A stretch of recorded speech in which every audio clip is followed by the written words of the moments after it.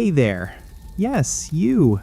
Are you lying awake tonight, wishing the world would slow down just a little? Well, you found the right place. Tonight, we're going to take a step back in time, a long, long time ago, to the quiet streets of medieval towns, to candlelit rooms where stories were told, and to the gentle rhythm of life in a world very different from ours.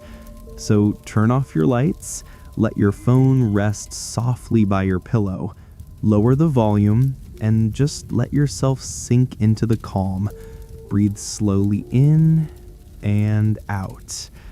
Tonight, I'll tell you the story of healers and doctors, of superstition and faith, of herbs and remedies, of monsters that walked the imagination, and of the quiet courage of people who lived centuries ago.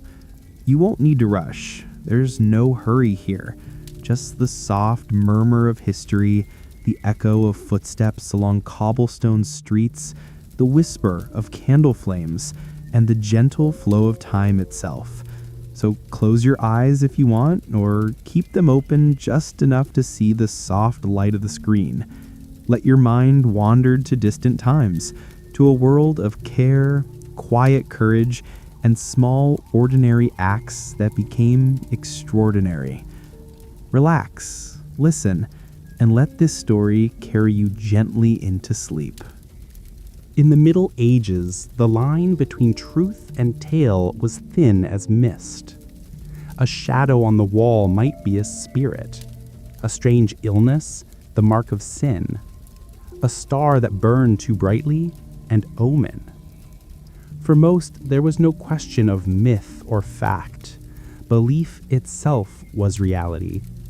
What the priest said in the pulpit, what neighbors whispered by candlelight, what fathers told sons at the hearth, these became the shape of truth. It was not ignorance, but survival. In a world where storms destroyed crops, where plague struck without warning, and where war could erase a village overnight, the unseen was feared and respected. Myths were not merely stories, they were maps. They told people where to walk, how to pray, what to fear, and what to hope for. If a well was cursed, villagers would avoid it. If a relic was holy, pilgrims would travel for weeks to touch it. Every tale carried a lesson. Don't wander at night. Don't mock the church. Don't eat what grows where lightning has struck. And though these warnings sounded strange, many held kernels of truth. Cursed wells were often poisoned. Pilgrimages gave travelers new knowledge. Even lightning-scorched soil was rich, fertile, and strangely powerful. To medieval minds, the world was alive with wonders. Saints left footprints that healed the sick. Relics glowed with divine fire. Strange beasts lurked in the forests. Half-remembered echoes of lions, crocodiles, or elephants filtered through rumor and distance. Travelers' tales filled manuscripts with marvels. Lands where men had faces in their chests, where rivers turned blood red, where dragons coiled in mountains unseen. Most people never left their villages, so these stories were the windows of the imagination. Myths filled the silence of the unknown. Centuries later, historians and scientists began to sift through these myths, and to their surprise, many fragments of truth were buried within them. Dragons, it turned out, were often misremembered fossils of ancient beasts. Healing springs did carry minerals that soothed illness. Even the fire from heaven that terrified villagers was real. Meteors streaking across the sky, misunderstood but faithfully recorded. In dismissing myths as fantasy, modern eyes forgot their role as witnesses. They were memory, flawed, embroidered, but still holding glimpses of reality. And so we begin. This journey is not about mocking the past, nor about laughing at superstition. It is about listening, quietly, to the voices of those who came before. Their myths were not foolishness. They were attempts to explain, to endure, to make sense of a vast and terrifying world. Some were wrong, some were half right. Some, we now know, were true all along.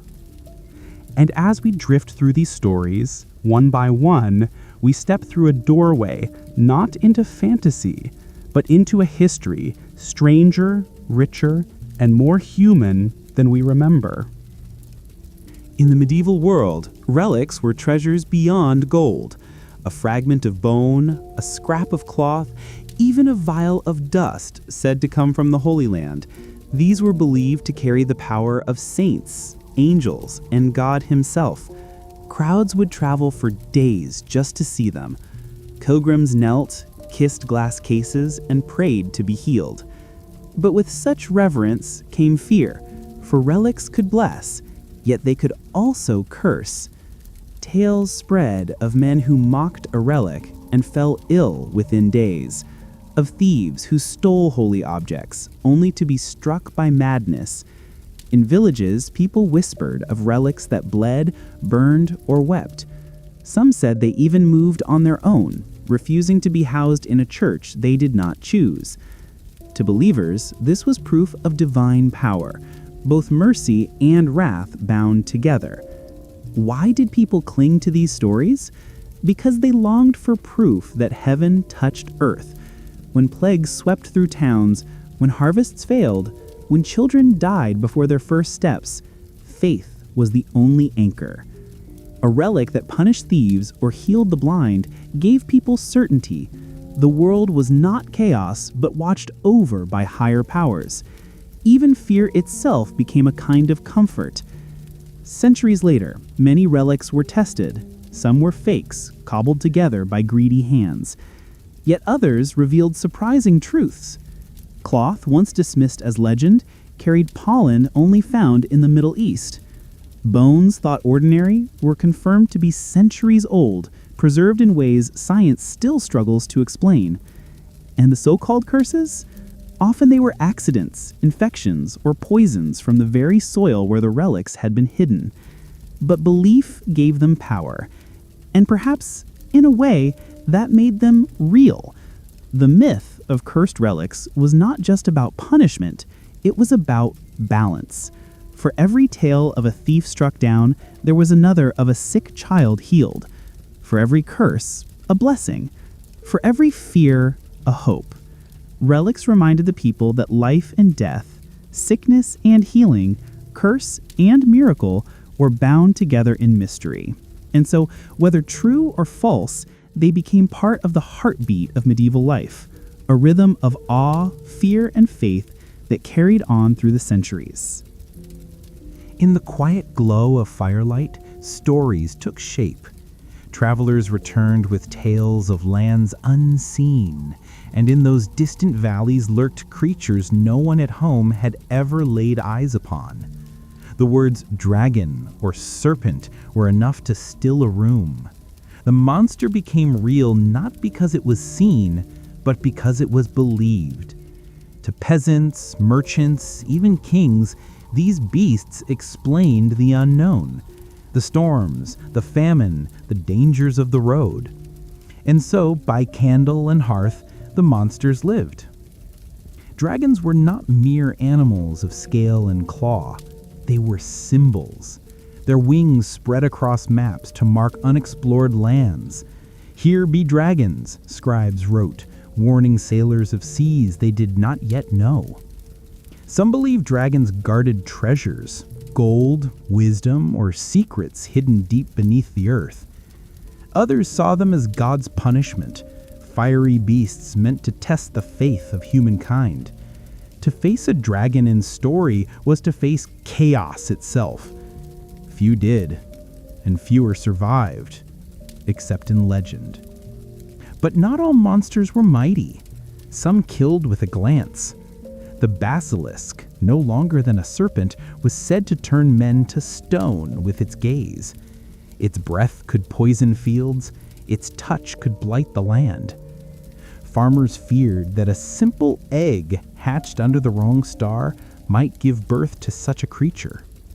And so they carried charms, whispered prayers, and avoided lonely crossroads at night.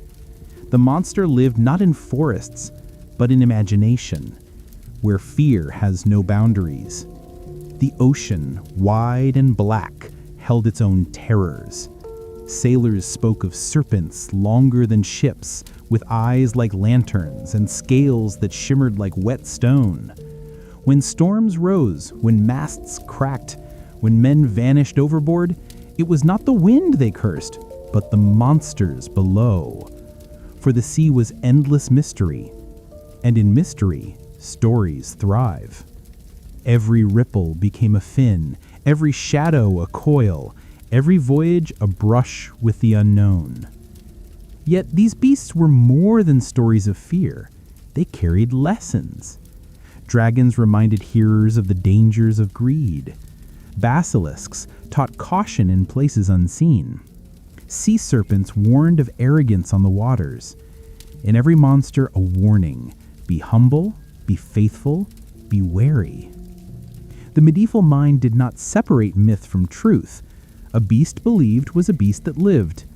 And so, across villages, markets, and monasteries, the monsters endured. When the fire burned low and the room grew quiet, the stories lingered. Children dreamed of heroes. Adults remembered the dangers. And in the silence, fear became comfort. For by naming the monsters, they made sense of a world they could not control. The beasts of the medieval imagination walked not in flesh, but in thought. And in thought, they lived forever. When night fell, the medieval sky came alive. Every star, every flicker of light was more than beauty. It was a message. Men and women lifted their eyes and saw stories written above. The hunter, the lion, the serpent, the scales. To them, the heavens were not silent. They spoke, if only one could read their patterns. When the sun vanished in the middle of day, fear swept through villages. An eclipse was not science, but judgment. The moon was thought to drink the sun, a dragon devouring light, or the heavens themselves mourning. Kings trembled at such signs, for they were read as omens of war, famine, or death. Priests lit candles, bells tolled, and prayers rose in haste. The shadow passed, but the dread lingered long after. Few sights stirred more fear than a comet streaking across the sky. To the medieval mind, its fiery tail meant disaster, the fall of kings, the outbreak of plague, the loss of battles yet to come. Chroniclers wrote of comets with trembling hands, recording what calamity soon followed.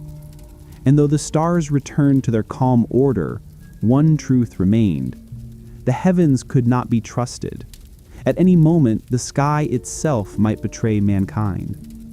Yet from this fear grew order. Astrologers studied the stars, mapping their motions, charting their influence. Kings would not march to war without consulting the heavens. Marriages were timed by auspicious hours, children's fates read at birth, illnesses explained by the position of Mars or Saturn. It was not superstition alone, it was a system, a language of power. To understand the stars was to touch the will of God himself. The church both warned and embraced these practices. Too much faith in the stars was heresy, for only God ruled destiny. And yet, the stars were his creation, their signs too powerful to ignore. So monks copied star charts, priests watched the skies, and healers marked the moon's phases before choosing remedies. The heavens became both forbidden and necessary, a paradox the medieval world never resolved. And so, every night, people looked upward. They saw mystery. They saw danger.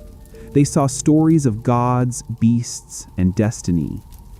The same stars we see today, but clothed in fear, faith, and meaning. The sky was not empty.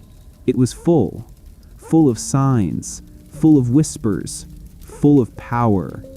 And for those who believed, Every flicker of light carried a message for the world below. In the quiet of medieval halls, music was not entertainment alone. It was medicine. When the body ached, when fevers burned, when sorrow sat heavy on the heart, the sound of strings, of voices, of bells was thought to ease suffering. Doctors prescribed not only herbs and poultices, but also melody.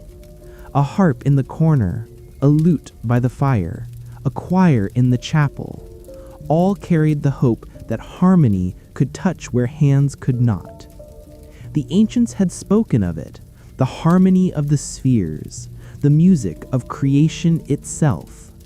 Medieval physicians believed the body, too, was an instrument, strings of veins, rhythms of pulse, the rise and fall of breath. When a patient was sick, it was as though the music had faltered, a string gone out of tune. So they sought to restore balance, not only with remedies of earth, but with sounds that carried heaven's order. In monasteries, where hospitals often began, chants echoed through stone halls, low, slow, repeating, voices blending until they were almost indistinguishable. Patients lay in rows of narrow beds, listening, half waking, half dreaming. The chants did not cure disease, yet they eased fear. And for many, comfort itself was a kind of healing. Not all music was solemn. Traveling musicians were sometimes invited into sick rooms, their pipes and fiddles bringing brightness to those who had not smiled in weeks. Children laughed softly, the ill stirred with faint recognition, and the room felt less like a chamber of suffering, more like a reminder of life's rhythms outside. Even the faintest smile, a doctor wrote, was worth the song. As night drew in, music often returned, softer now, like a prayer. A single voice or a quiet harp, weaving threads of sound in the silence. The sick closed their eyes, the healers rested their hands, and for a moment the walls of sickness seemed thinner, the weight of pain lighter. In those long medieval nights, music became both lullaby and medicine, carrying weary bodies gently into sleep. In the medieval world, the sky was not distant.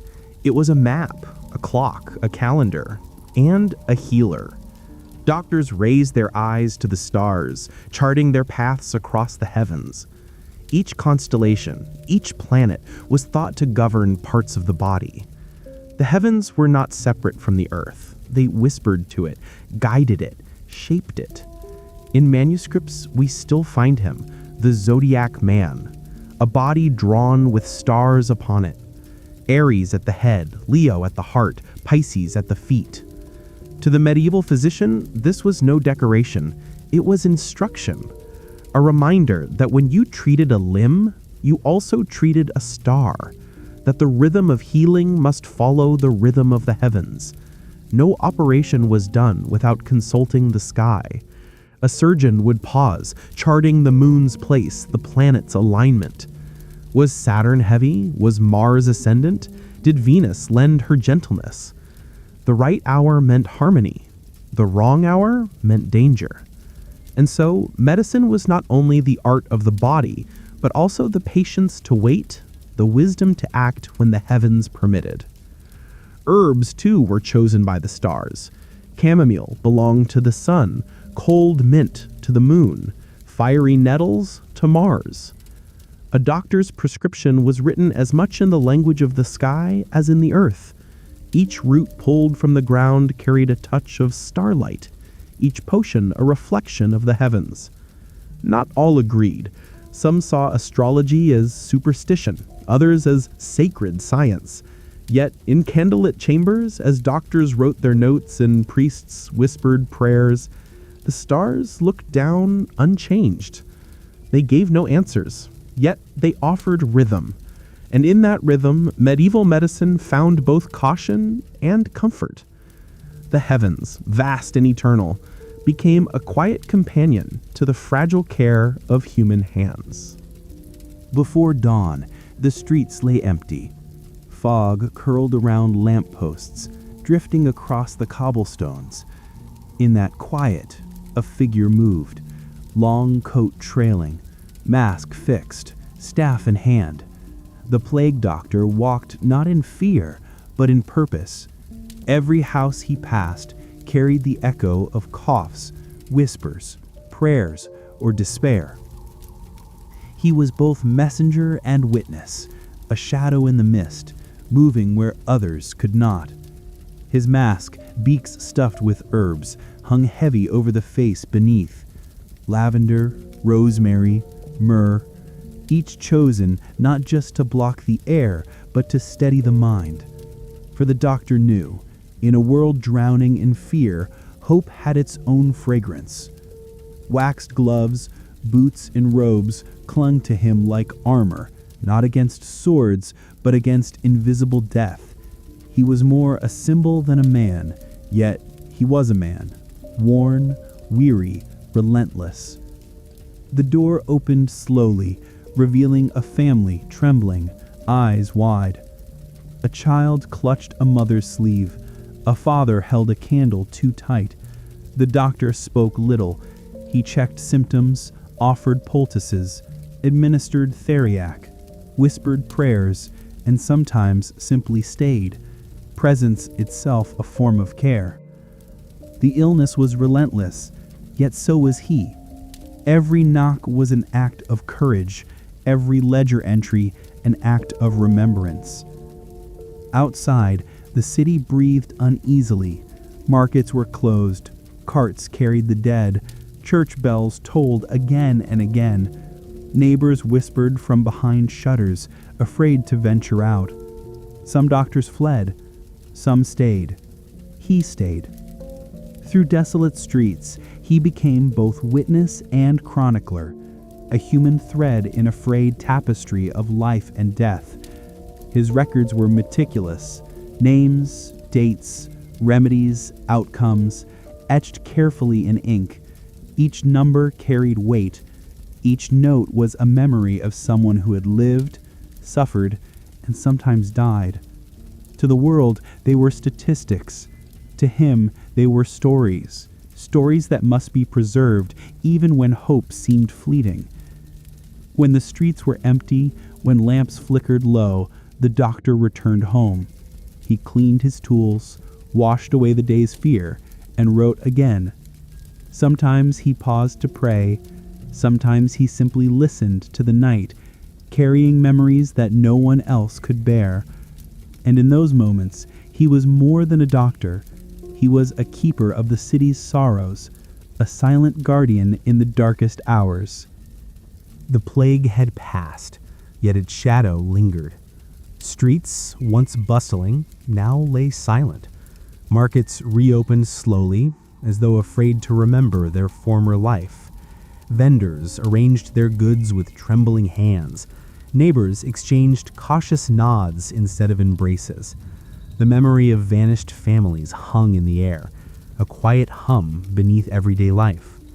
The world had survived, but it was forever changed. In churches, the faithful prayed with renewed intensity. Some sought penance for sins, others sought protection for the future. Pilgrimages surged, relics glimmered with hope and fear alike, and monks recorded every miracle and every misfortune. Faith had been tested, and while some turned from superstition, many clung to it more tightly. It was not blind devotion, but a cautious reliance on what seemed stronger than the unseen disease. Doctors, too, reflected. Treatments that failed were scrutinized. Herbs and poultices, once taken on trust, were observed more carefully. New methods were discussed, experiments quietly tried. The plague had taught humility, that knowledge was fragile and life more so. Medicine began its slow transformation, balancing hope with observation, faith with reason. Stories of the plague became folklore, whispered from village to village. Some spoke of mysterious birds, others of cursed houses, some of angels guiding the dying. These tales carried both warning and instruction, shaping behavior and survival.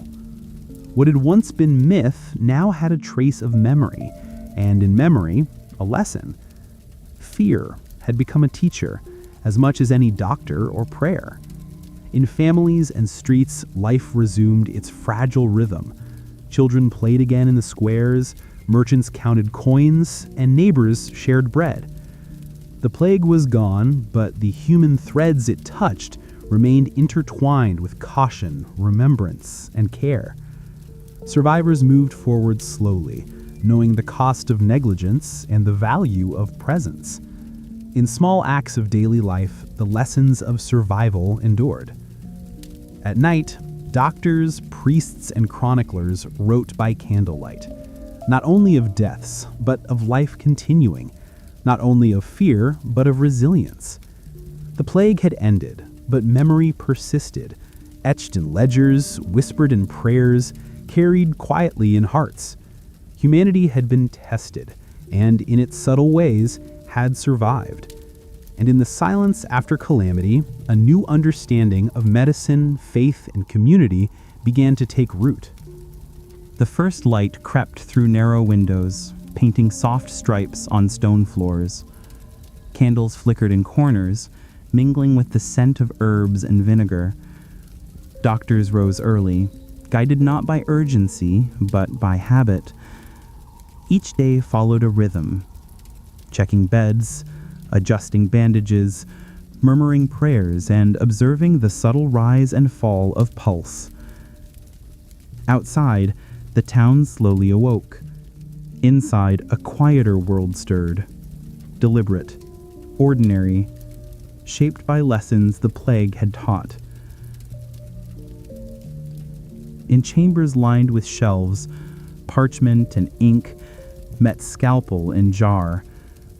Doctors consulted manuscripts filled with herbs, poultices, diagrams of veins and organs. Scales weighed powders.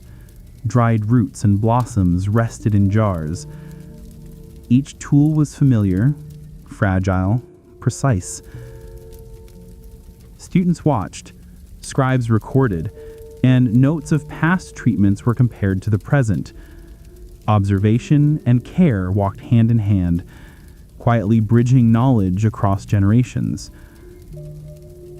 Patients trickled in, some with minor wounds, others with lingering fevers. The doctor listened first, touched lightly, observed closely.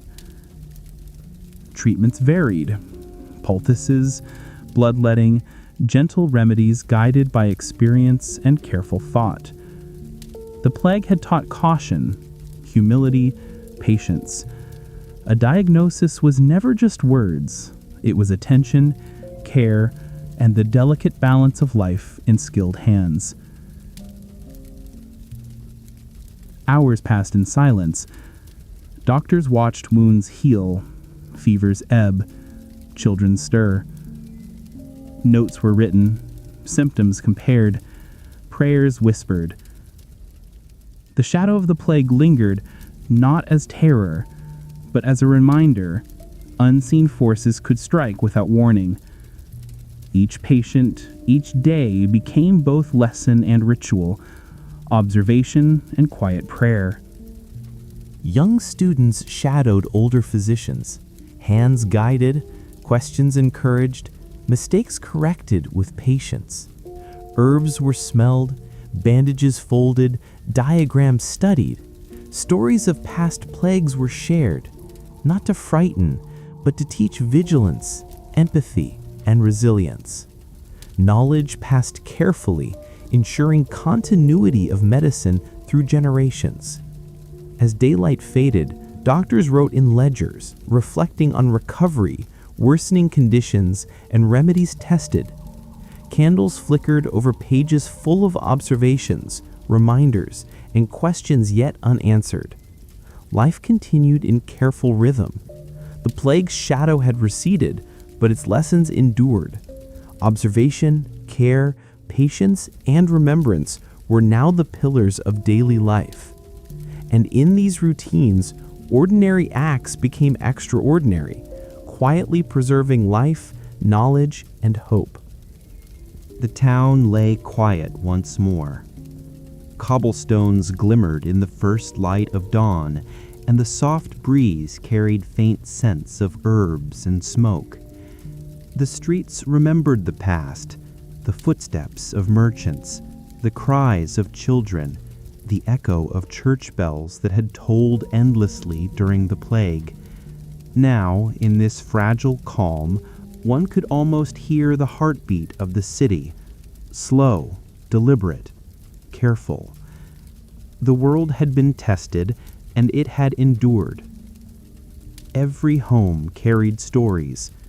Families whispered of the nights when sickness crept through their rooms, of neighbors lost, of prayers that rose higher than fear.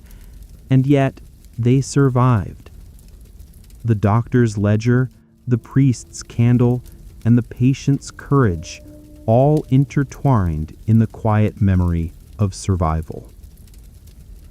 Even now, long after the shadow passed, those memories lingered, like faint footprints on a path already trodden. In infirmaries, the rhythm continued. Doctors checked their patients, observed their students, and recorded the results of careful remedies. Life was ordinary, yet sacred. Every poultice applied, every herb measured, every whispered prayer became a thread connecting the past and the present. The plague had taught that medicine was never just about cure. It was about care, presence, and attention. The wisdom of old manuscripts, the guidance of the stars, the prayers of the faithful, all remained part of the daily life of healers. Faith and observation intertwined, each lending strength to the other.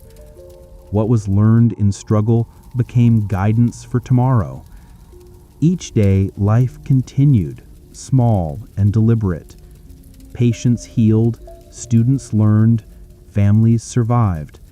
In the quiet of reflection, one could see the invisible hand of continuity guiding the fragile world forward. And so the day moved slowly, hour by hour. The sun climbed, casting long shadows, then faded again. Candlelight illuminated pages of notes, herbs arranged carefully on shelves, the soft murmur of quiet conversation in infirmaries. History lived here, not only in books, but in every action repeated, every lesson remembered, every life touched. The world was calmer now, but its memories were patient, waiting to be told again. In a quiet chamber, instruments rested on wooden tables. Scalpels, forceps, needles, and cups glimmered faintly in candlelight. Each tool was familiar, yet delicate, capable of both harm and healing. Doctors handled them with care, understanding that knowledge was as important as skill. The world outside was uncertain, but within these rooms there was a rhythm: preparation, observation, and gentle application. Bloodletting remained a common practice. Veins were carefully chosen, leeches applied with precision. It was not done recklessly. It was an art guided by experience, timing, and the balance of humors. Students watched quietly, learning both the technique and the patience required to practice it safely. Every drop drawn was a lesson, a reflection of the delicate dance between human frailty and healing. Herbs filled jars and baskets: rosemary, sage, mint, chamomile. They were ground, boiled, mixed into poultices, ointments, or teas. The doctor measured each carefully, observing reactions, noting subtle changes. Even when remedies were small or seemingly simple, they carried the hope of relief, a gesture of care that soothed the body and mind alike. Young students shadowed the doctor, hands guided, eyes attentive.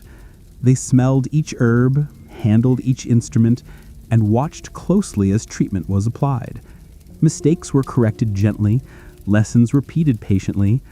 Through this careful teaching, knowledge passed forward, ensuring that even in an uncertain world, the art of healing endured. Surgery and remedies were not magic. They relied on observation, attention, and careful repetition. The doctor watched wounds, fevers, and pulses. Notes were written, adjustments made, and each day offered insight. Medicine was both practical and patient, grounded in the rhythms of human life. When the work was done, instruments cleaned, herbs stored, and the last patient tended, the doctor paused. Candlelight flickered on parchment where careful records had been kept. Successes, failures, questions unanswered, all noted for the future. The day ended not with triumph, but with quiet understanding. Healing was a process, and care, patience, and remembrance were as vital as any remedy. In many medieval hospitals, a small chapel sat at the center.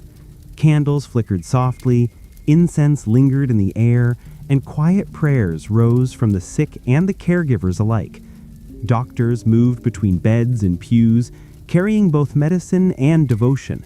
Faith was woven into care, not separate, guiding hands and comforting hearts. Patients often sought the help of saints. Relics were touched, prayers whispered, pilgrimage journeys undertaken. It was believed that saints could intercede, lending strength to the weak, hope to the fearful. Even the most learned physicians did not dismiss these acts. They were part of the human rhythm of healing, a bridge between the seen and unseen. Candles were lit before operations, herbs blessed before use. The sick might be anointed with oil, prayers whispered over poultices, or holy water sprinkled gently. These rituals were not superstition alone. They offered comfort, structure, and a sense of control in a fragile world. In a society that had faced pestilence and fear, even small acts of reassurance were medicine in their own right. Monks often served as caregivers, blending religious devotion with practical treatment. They tended to wounds, prepared remedies, and maintained the records of care. Each action was deliberate, each movement thoughtful. Through their gentle routines, the sacred and the practical became intertwined, creating spaces where life could be preserved in both body and spirit. Even as prayers were offered, observation was never abandoned. Doctors noted changes, recorded outcomes, and adapted treatments with care. Faith did not replace reason, it guided it. Medicine in this time was a balance. The mind measured, the heart believed, and together they sustained the fragile dance of life. As evening fell, candles burned low, casting long shadows across stone walls. The sick rested, the healers reflected, and prayers lingered softly in the quiet air. It was a gentle end to the day. Small acts of care, quiet devotion, and steady routines, all forming the invisible threads that held life together. In the combination of ritual, observation, and compassion, medieval medicine found its own kind of grace. Cities and towns learned to guard themselves not only with swords, but with rules and walls. Gates were watched, travelers questioned, and some were turned away to prevent the spread of disease. Quarantine was a new idea, yet it became vital.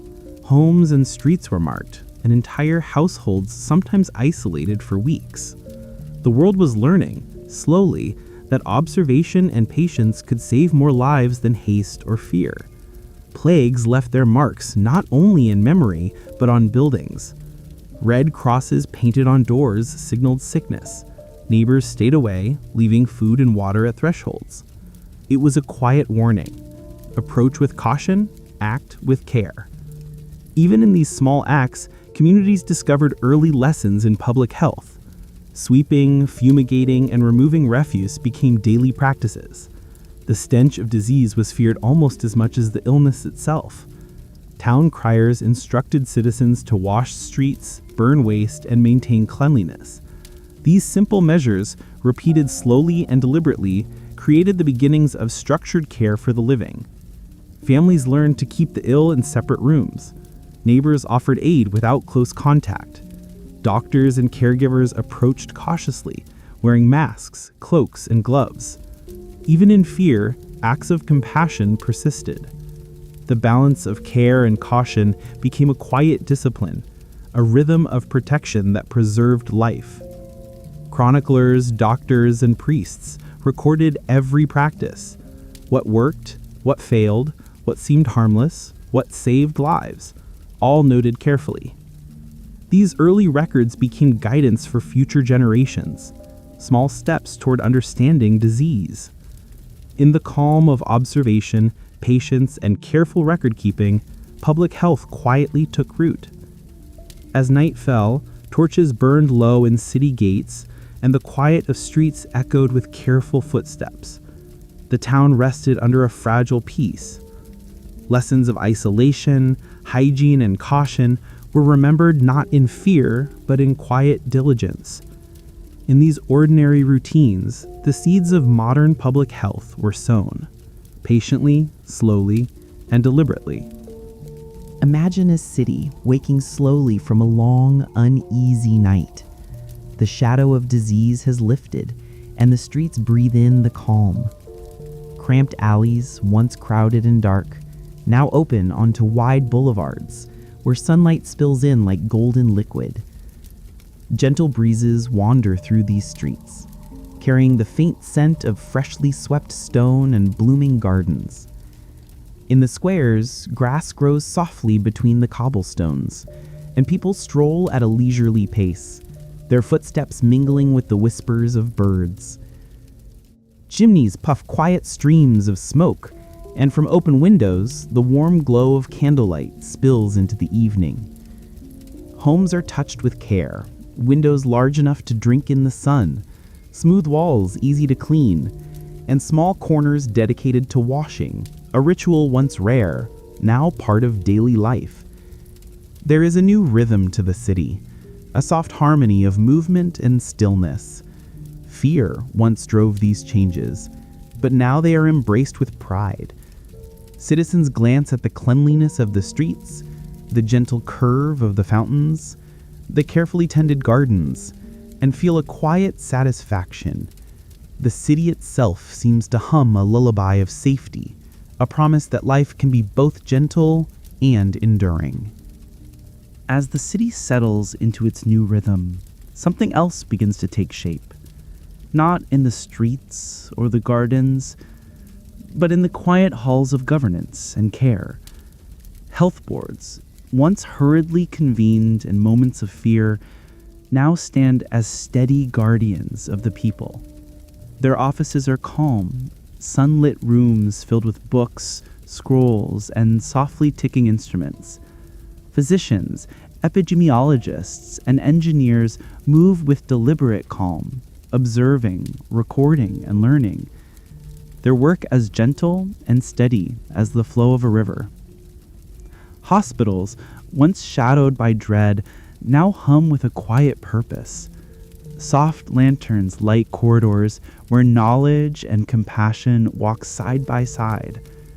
Rooms are arranged to soothe, to provide warmth and care, not just treatment. The sick are treated with patience and dignity. The worried find comfort in attentive eyes and steady hands. Quarantines are no longer harsh, cold prisons, but measured, thoughtful spaces. Walls that protect, not punish. Every corner of the city seems touched by these invisible threads of care. Citizens walk knowing that someone watches over their health, that someone has thought about their safety even before illness arrives. There is a subtle magic here, a reassurance not of superstition, but of wisdom, observation, and persistent kindness. And so, the city breathes easier. Its pulse is gentle but confident, a quiet melody of vigilance and empathy, echoing softly in every courtyard, every street, every home. With streets cleaner and hospitals quietly humming, another transformation begins. Soft, subtle, almost invisible at first, like dawn brushing the rooftops. Knowledge spreads through the city like a gentle stream, winding its way into homes, classrooms, and hearts. Children, their laughter light and airy, learn the rhythms of daily care, washing hands as naturally as tying shoelaces, keeping food safe, and understanding that small acts of attention protect not just themselves, but everyone around them. The old fears, the whispers of superstition and shadowed ignorance slowly fade under the warmth of understanding. Families gather by candlelight, not only to share meals, but to speak softly of germs, of water, of air, and of habits that keep bodies safe. The words are simple, the lessons small, but over time they weave a pattern as steady and enduring as the walls of the city itself. People begin to move differently through the world. They pause to wash their hands, cover their mouths, care for neighbors who are unwell. The city itself seems to respond to these gentle habits. Streets feel calmer, homes quieter, the air lighter. And in the rhythm of this collective awareness, there is a comforting heartbeat, a reminder that vigilance is not fear, but love, care, and a quiet, shared responsibility. Even the youngest children carry the memory of these lessons like a soft lullaby, the gentle hum of knowledge guiding their steps, shaping a society that moves in harmony with the rhythms of health and understanding. As cities hum with care and knowledge, the world beyond their walls begins to stir. Ships glide across calm seas, caravans wind through golden deserts, and travelers tread softly along worn paths, carrying goods, stories, and lessons of health. The realization settles slowly, like mist over a quiet valley. Disease does not pause at city gates, and no community exists in isolation. Nations begin to listen to one another in hushed, careful tones.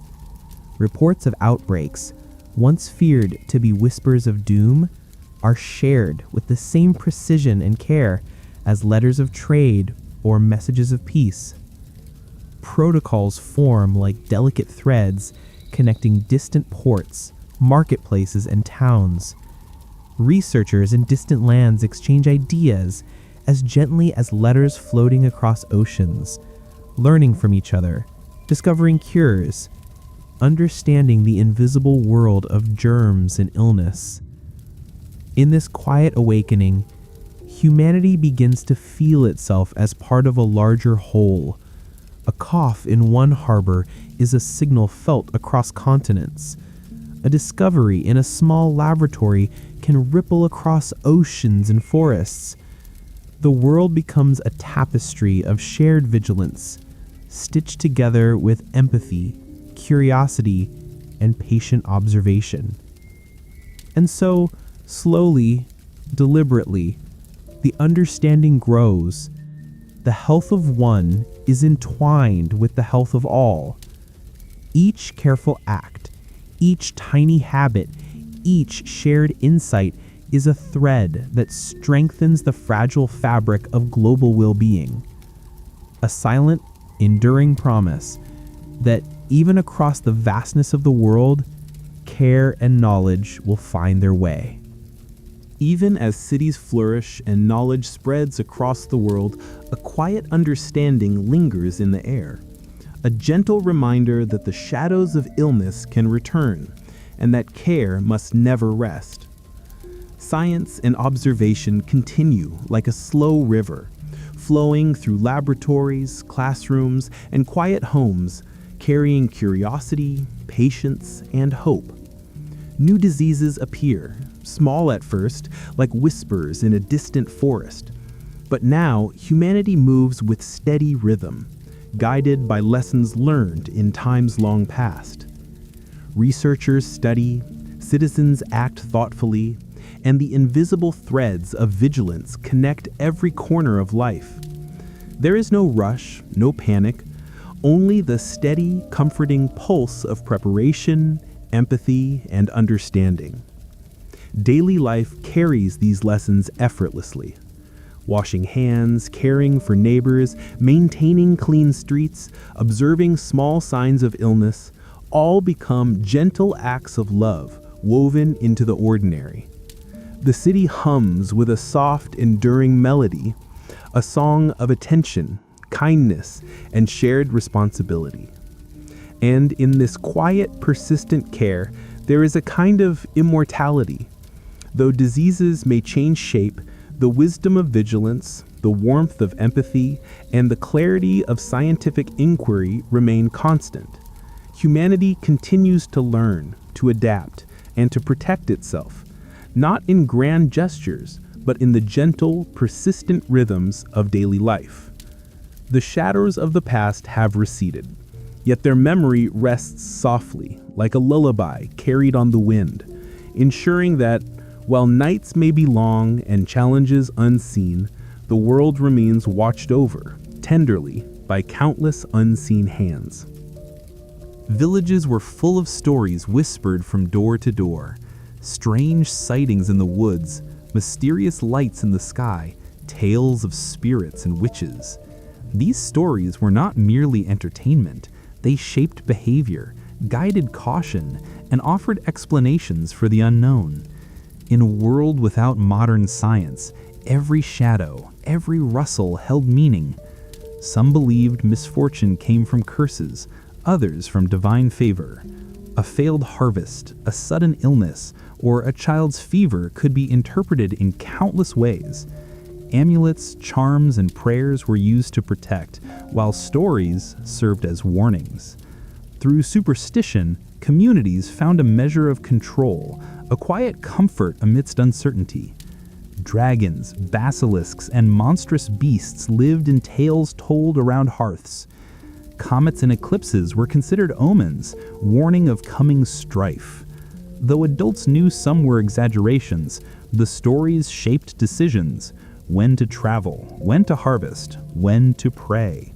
Folklore was both a mirror of fear and a tool for survival. Herbs and remedies were often paired with charms or spells. A leaf placed under a pillow, a whispered incantation, a painted symbol, each believed to aid recovery. Even physicians did not entirely dismiss these practices, recognizing their value and offering hope and reassurance. In many ways, belief became medicine, gentle and invisible, soothing body and mind together. Through myths and tales, lessons were passed: avoid dangerous places, respect nature, act with care. Children learned caution, adults reinforced community values, and everyone carried a shared memory of fear and resilience. Even as the world slowly changed, these stories persisted, quietly influencing how people lived, healed, and hoped. As the sun set, villagers settled by fires, whispering old tales. Candles flickered in small homes, shadows danced across walls, and the stories floated through the quiet air. History, myth, and memory intertwined, creating a rhythm that shaped life in the medieval world. In these calm, repeated stories, lessons endured, gentle, slow, and unhurried, perfect for reflection and rest. The first light of dawn crept slowly over cobblestones. The streets, once full of fear, bustle, and whispers of disease, now lay calm. Merchants prepared their stalls, children's laughter drifted from homes, and the soft ringing of church bells echoed faintly. The world had survived plagues, superstitions, and the unknown, and life resumed its slow, careful rhythm. Doctors, scribes, and priests kept their ledgers, chronicling both tragedy and recovery. Every case of illness, every small act of care, every lesson learned was recorded carefully. These records became history, guiding future generations. Even as times changed, the memory of what had been endured remained, a quiet echo, a reminder of human resilience. Faith, once intertwined with every treatment, continued alongside observation and reason. Candles flickered in chapels, prayers were whispered beside beds, and rituals remained, gentle and comforting.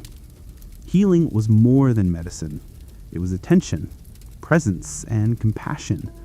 The balance of belief and care carried forward, guiding lives quietly but steadily. Apprentices became physicians. Students became teachers. Herbs, remedies, instruments, and manuscripts were handled with care, taught patiently. What was learned in struggle, in fear, in reflection, became the knowledge of tomorrow. The ordinary work of daily life, tending, observing, recording, was itself a quiet triumph of humanity. Even as centuries passed, the echoes of these lives endured. The shadow of the plague, the stories of monsters, the rhythms of daily care, all lived on in memory, in practice, and in tales. History was not only in books, but in the quiet persistence of human effort. Every act of care, every lesson recorded, every patient tended became part of a gentle, enduring legacy. And now, as the day draws to a close, we pause. Candles flicker in quiet chambers, streets rest under the calm night sky, and the world breathes slowly. We remember the courage, the care, the quiet acts of survival. History has whispered its story, and in listening, we carry its lessons softly forward. Life continues, ordinary, attentive, human. And in that quiet rhythm, the past lives on. And so, our journey drifts to its end. We have walked through streets once shadowed by plague and seen them open into boulevards of sunlight and clean air. We have watched hospitals transform from places of fear into halls of care. We have listened to lessons passed quietly from teacher to student, from parent to child, until they became second nature. We have heard the whispers of folklore, stories of monsters, charms and omens that gave meaning to the unknown. And we have stood in the calm of memory, where the legacy of medieval medicine still lingers, written in ledgers, carried in rituals, remembered in the rhythm of daily life. History does not shout, it whispers. It rests in the way we live, in the habits we keep, in the care we offer to one another. Each act of kindness, each moment of attention is a continuation of that long story. The story of resilience, of survival, of humanity's quiet strength. So now, as the night settles, let us pause. The candles burn low, the streets grow silent, and the world exhales in peace. The voices of the past drift gently into dreams, leaving us with a simple reminder that life, in all its fragility, endures not through fear, but through care. Close your eyes, breathe slowly, and let the quiet rhythm of history carry you into rest. The story is still being written, but for tonight, it is enough to listen, to breathe, and to sleep. Thank you for walking this path with Dream Woven.